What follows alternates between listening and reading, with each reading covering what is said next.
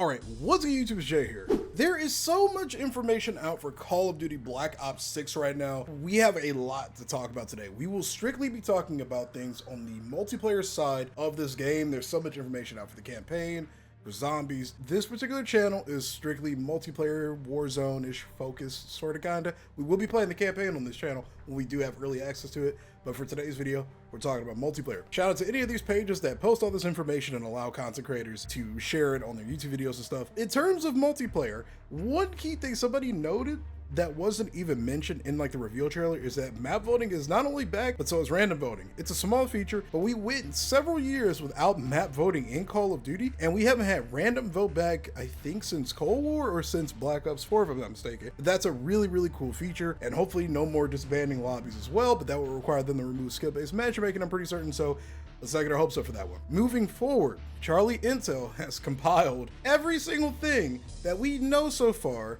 about Black Ops 6 multiplayer. Let's talk about it. Classic Prestige is going to be returning.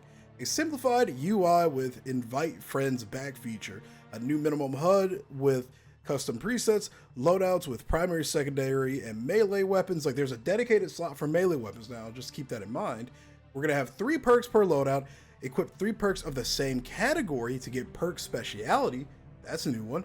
5 attachments, up to 8 with a wild card. We had that in Cold War, nothing new. Traditional score streaks are back. Winner's Circle from Black Ops 3 is back. Best Play is back. Shooting Range is back. 16 maps on launch, 12, 6v6, and 4 strike maps. They did say in the reveal that for the strike maps, you can either do 2v2s on them or 6v6s. We had that in Cold War.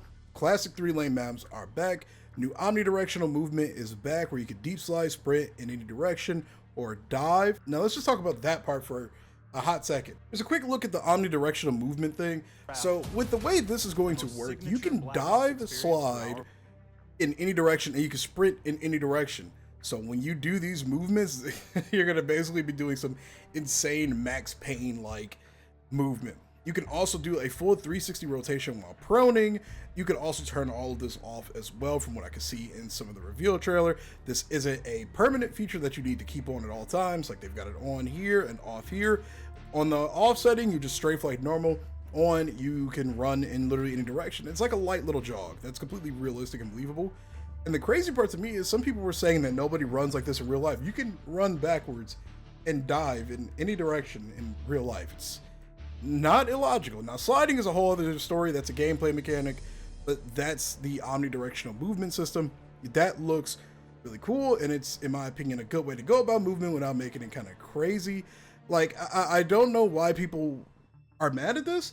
We've tried traditional Call of Duty. We've tried jetpacks. We've tried boots on the ground. We've tried World War II. We've tried literally every iteration of Call of Duty, and people are still not satisfied. So I think this is a great step up in the right direction for movement across the board while still keeping it fresh and innovative, but hopefully not too crazy. Obviously, I haven't played it, so I don't know how it's going to feel, and you will be able to play this game late August, I believe. I think they said August 28th is when the multiplayer beta will be going out, I'm pretty certain, but you will be able to play this at some point and play around with it.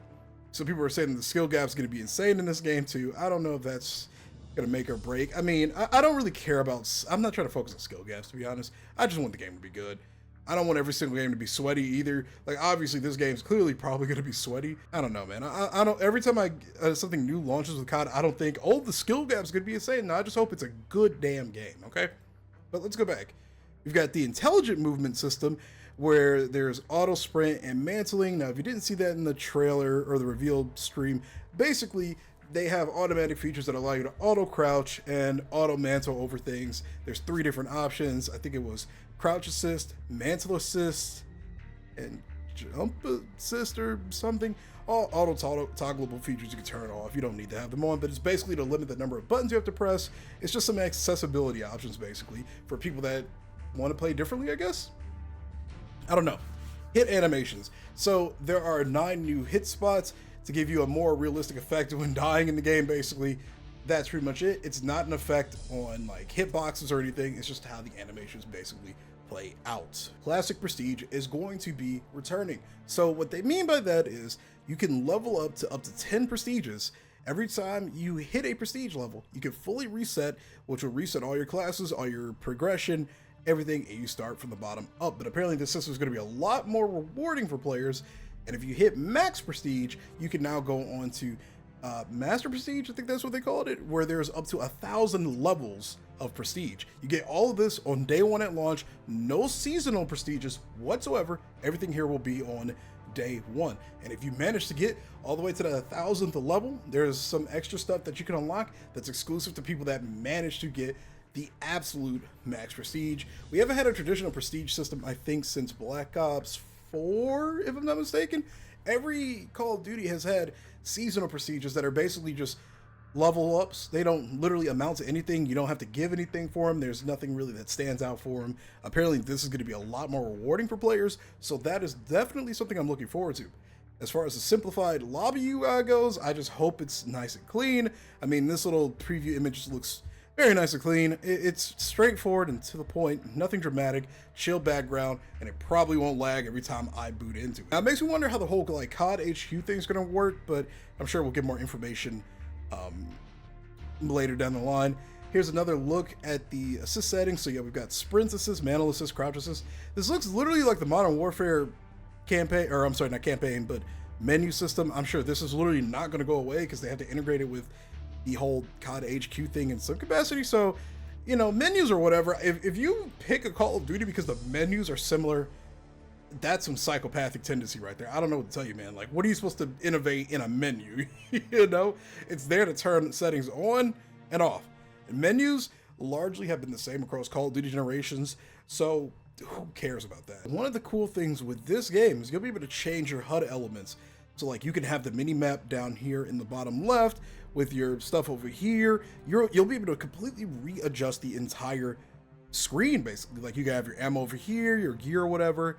You can have your mini map up here. This is something that I think is going to be very helpful for people like me who want their mini map a little bit closer. I play on a 1440p monitor. It's huge. So sometimes my minimap feels like it's a little too far away, so when I look up, I have to literally turn my whole big head. But I think this is going to be a very useful feature for people that want to have full control over their like playing experience. Also, they kind of show it right here, but theater mode is also back. We'll talk about that later. This dive animation also looks really cool too. That's sick that we'll have a more freely customizable UI for when you're actually playing the game. And here's another look at the multiplayer lobby, by the way. I mean, like they said, this is simple, clear, and to the point. No extra junk in the background. I look forward to playing this game on day one strictly because all the skins will stick to being more in theme with the game, and there is some information out about how skins will work. We'll talk about that later, but I like this UI system, and I think the way they're approaching this is smart. Not much to really say about the loadout system. We knew Gunsmith was returning. That's literally never going to go away. 3 perks and 3 perks of the same category to get a perk speciality. That kind of sounds like, oh man, what was the advanced like perks in Modern Warfare 2, Modern Warfare 3? I'm sorry, not Modern Warfare, but the first 2 Modern Warfare 2s and 3s. I forgot what it was called, but that actually sounds kind of similar to that. 8 attachments on a gun is just stupid. I will never agree with that system, but either way, I still think it works for this game. Cold War had the same thing, so you know, what can you do? Obviously, you don't have to run that, but I do think it's a little insane. You can put up to 8 attachments on a gun. Hopefully, there's some actual give with it. Like if you put on a wild card, it takes away all your perks or something.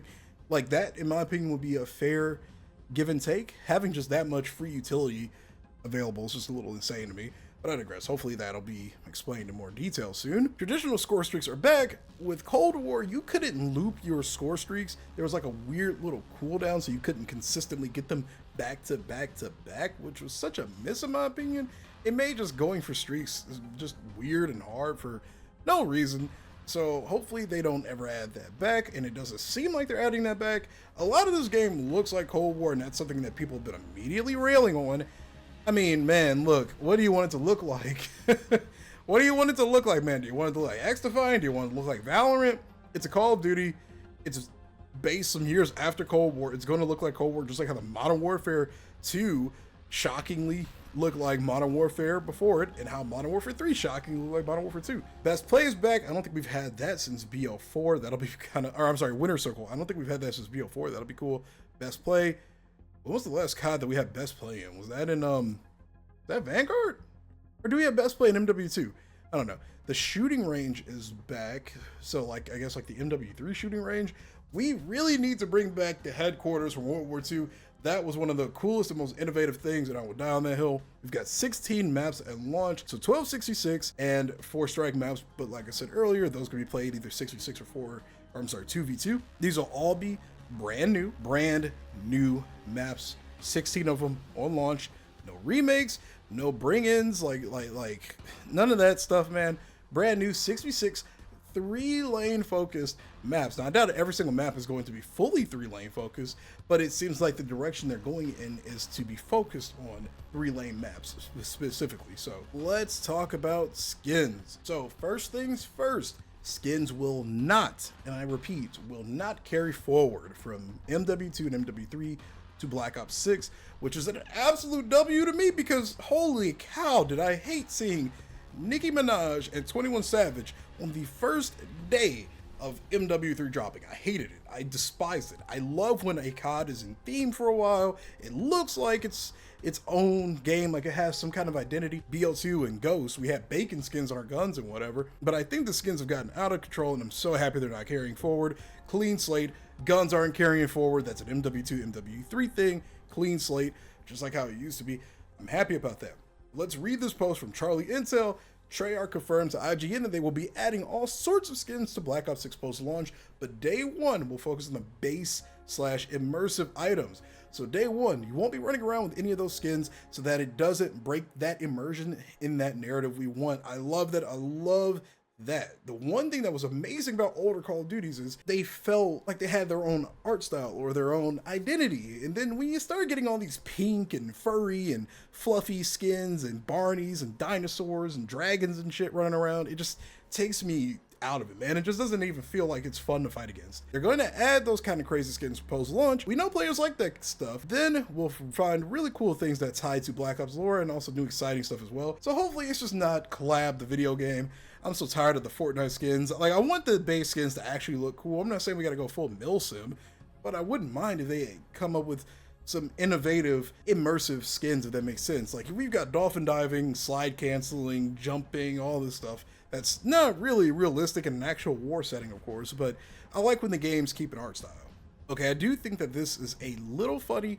Now, there was a rumor going around because of like an event that was going on in Warzone, where on Rebirth Island, there was a submarine you could go in and you could find like numbers and a bunch of things. One of them said 9/11.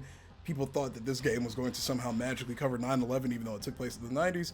It takes place in 1991 only, and any reference is purely coincidental. So it's clearly not going to take place in 9/11. Now, this is more of a story-related thing, but apparently Mason is actually dead. So the canonical direction they're going in is Woods killed Mason by accident, and Raul Menendez also eventually gets killed in the future as well. BL2 is canon, but they picked the dark ending, honestly. And if I haven't mentioned it already, Black Ops 6 will be on Game Pass. And I just wanted to correct myself. Call of Duty Next will be in August 28th, not the actual beta, I don't think anyway. Next will be on August 28th, where you can see more of the gameplay. Somebody noticed this in the reveal trailer that there's a grapple hook. This will probably be a campaign only thing. I doubt we're probably getting grapple hooks in multiplayer. I hope I'm wrong. It'd be cool to bring them back. Also, apparently human shields might be a thing too. I don't know if this is going to be a multiplayer thing or what, but that's going to be nuts. Like, how does this actually work? I wonder if you can use a perk for it. Hopefully they'll go in more depth on this, but this sounds a little insane. My teammate, after I make him the human shield. It looks like we have some form of the Cerberus or the Wilson back. Like, I know it's the 90s, but let's be realistic here. The American government has been hiding technology from the public eye for literally decades now. We have no idea how advanced our technology actually even is at this point. This is not entirely unbelievable. I think we've had stuff like this for a while. And as a final note, the game is apparently going to be around 310 gigs. I'm 99% certain this is going to include Warzone, multiplayer, and zombies, and literally whatever else. Probably everything within the COD HQ thing, if they still continue to use that. I doubt one singular Call of Duty game is going to be 300 gigs standalone. I highly doubt that. That's pretty much a summary of all of the new stuff coming in Call of Duty Black Ops 6. I'm looking forward to it. Treyarch literally has never missed, in my personal opinion. I've loved all of their games. It's just nice seeing them actually have the time to work on the game and develop it and refine it. Like, I'm absolutely looking forward to the launch of this game, and I'm not being a Treyarch meat writer. I'm not being an Activision meat writer. I'm not paid. I only have 2,100 subscribers. By the way, we hit 2,100 subscribers. I'm not being paid to say any of this. I'm personally looking forward to this game because I actively enjoy Treyarch Call of Duty. Thanks for watching. If you enjoyed this video, be sure to leave a like on it, subscribe to the channel for more gaming content, and as always, this has been Jay. I will see you in the next video. Have a great day. Peace.